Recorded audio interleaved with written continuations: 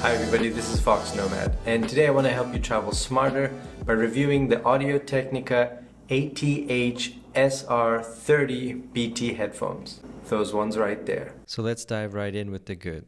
These ATH-SR30BT headphones look and feel really premium, and these headphones are Bluetooth only. There's no option to use a wire through a headphone jack. They have these leather accents, and it looks like a much more expensive headphone than it actually is. It does come with a charging cable, but unfortunately it doesn't come with any kind of separate case, which is kind of a bummer, but I guess they have to cut costs somewhere. They do also have a built-in microphone, and the ear cups are comfortable for long use, although I did notice when taking them off, the edges of my ears were just a little bit uncomfortable.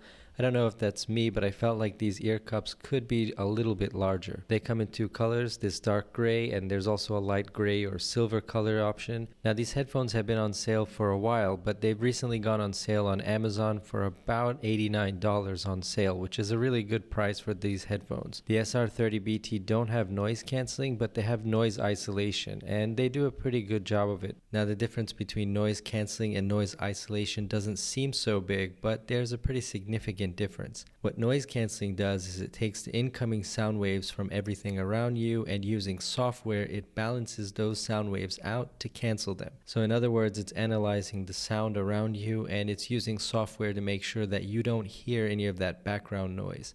Now what noise isolation is it's basically using the hardware of the headphones themselves to block out any ambient noise around you. It's not like noise canceling. You'll still be able to hear what's going on the outside, but it's trying to use the hardware to basically block out as much sound as possible. You can still hear the outside world, but the cups do a pretty good job of at least covering that up for the most part. The sound quality is also pretty good, but it focuses a little bit too much in the mid and high ranges of sounds. It doesn't feel like you're getting the full quality or the full range of sounds at those levels, but when the bass kicks in,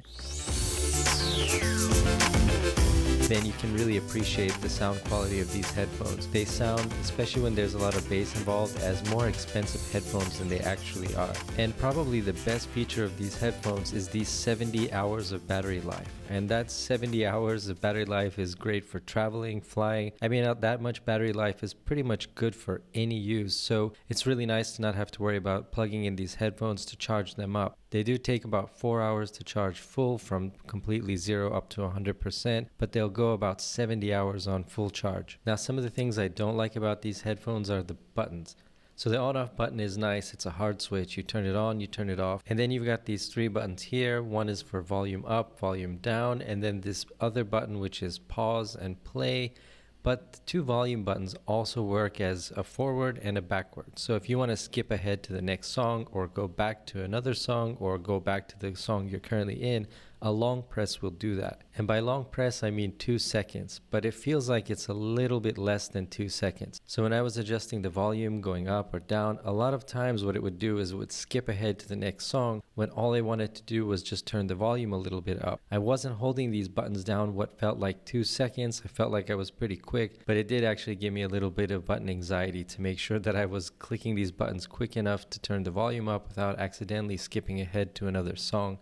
Also, this button in the middle is for Siri or for your voice assistant, but it's also for picking up calls or pausing the music. Again, those are distinguished with long presses, but the configuration of these buttons is not very intuitive when you're just feeling around for them with your fingers. So it's really easy to get confused when these things are on your head when you want to switch the volume up and down and all of that. It's just easier to do it from your phone, which ideally you would be doing this from the headphones. I feel like that's easier and more intuitive, but you're gonna save yourself a lot of headache if you just go ahead and adjust the volume from your phone. Another small gripe I have is the headband. It's a little bit rounded, as you can see, so it's not really form-fitting and it doesn't look the best. Now this is just an aesthetic, really. It's not anything to do with the design. I don't know if these headphones would fit on your head or stand your head more easily if the shape of this band were different. These are not really workout headphones. They don't have any kind of waterproofing or sweatproofing built in. So you're probably just going to be using this at home or on a plane.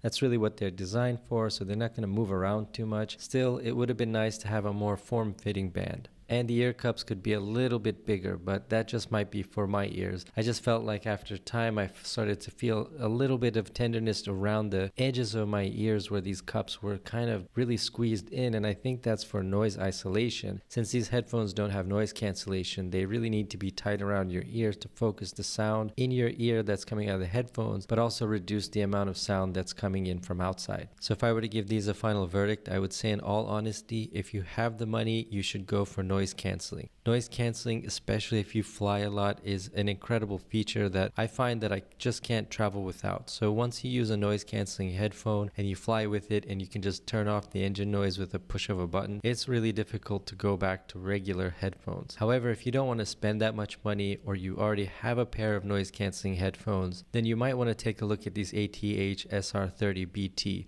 I feel like the price is really good right now, especially since they've reduced it on Amazon. And as far as the lower quality headphones, you're not going to get as nice of a sound from those, and they're not going to feel quite as premium as these SR30BT do. In all, I think that these ATH-SR30BT are really helping to carve out this mid-range of over-ear headphones, about $100, which is a little bit more than the $50 to $70 range of headphones that you see on the low end, and definitely a lot less than the $300 plus headphones you get on the high end. It's a really nice compromise in terms of sound quality, features, and accessories. So in the end, these Audio Technica SR30 are a nice option in this price range, and they may have been overshadowed by the higher end Bose and Sony headphones and sort of undermined by the very low end of headphones.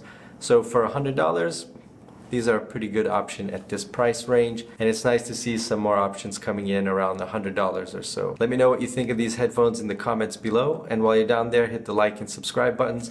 I'll have new videos for you every week. Thanks for watching, and I will see you in the next video. It's not a blooper, but it's just a thought. I mean, why don't these headphone manufacturers give headphones names that are rememberable? I mean, I understand the idea of putting the number and the BT for Bluetooth, but seriously, all manufacturers are just really, just give us rememberable names. Like, just call it something. I don't have any good ideas for names, but it might be a feature to add. Just give headphones memorable names. That's all I'm saying. Bye.